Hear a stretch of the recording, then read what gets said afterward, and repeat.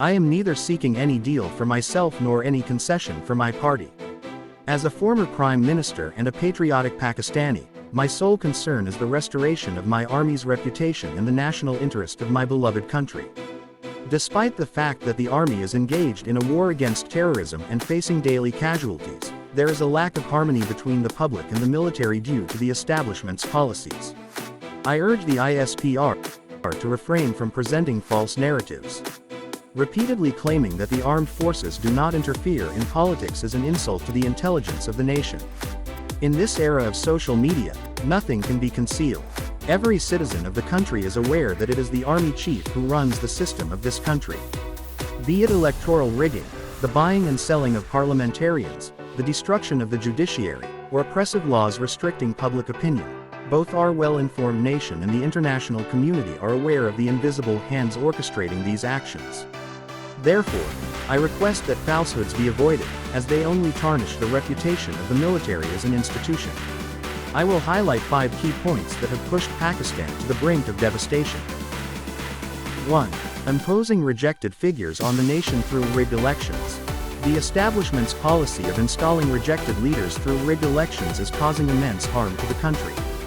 Not long ago, the nation was being informed about the corruption scandals involving assets such as Surrey Mansion and Mayfair Flats.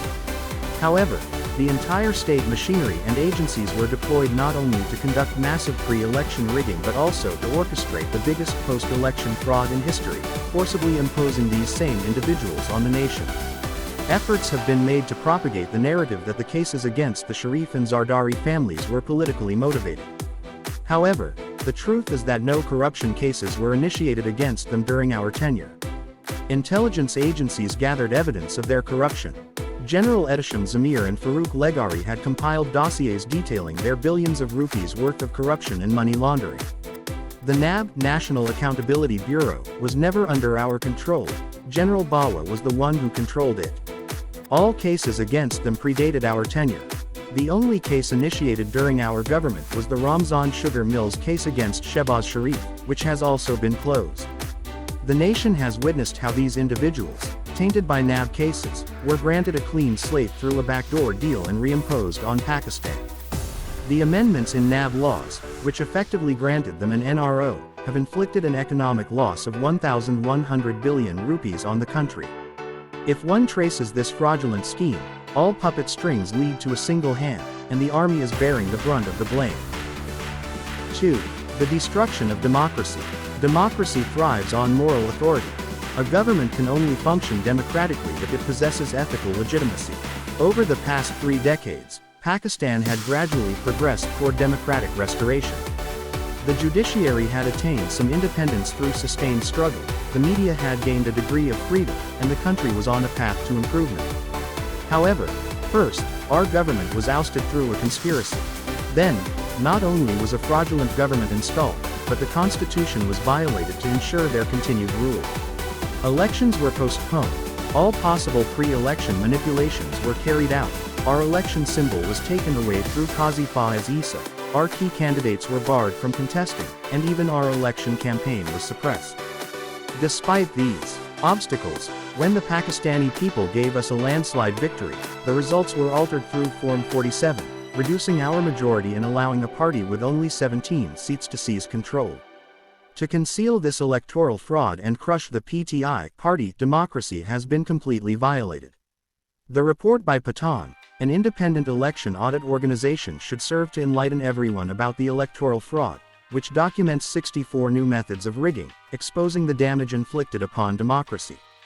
With severe media censorship and human rights violations, all pillars of democracy have been dismantled. In summary, all fundamental elements of democracy, an independent judiciary, freedom of speech, a free press, and human rights, have been systematically dismantled. This entire scheme is fundamentally driven by the establishment's attempt to crush PTI and cover up election fraud. 3. Misplaced national priorities. While the world is progressing forward, we are moving in the opposite direction. Pakistan needs deep structural reforms, including institutional strengthening, the rule of law, economic growth, increased revenue, reduced expenditures, job creation in line with population growth, social security, law and order, and foreign investment. Strong institutions are the cornerstone of national development. Such reforms are challenging and can only be undertaken by a government that has public legitimacy and moral authority. Those who seize power through NROs and electoral fraud lack the capacity for reform. Today, we have a fraudulent parliament, sham legislators, counterfeit ministers, and even a fake president. Their sole agenda is a reign of terror, to rule through fear and intimidation. National stability can only be achieved through rule of law and granting citizens their fundamental freedoms. Yet, in the 21st century, even internet access is being curtailed, harming education, social life, and economic activities. The already struggling economy is suffering further due to such reckless measures.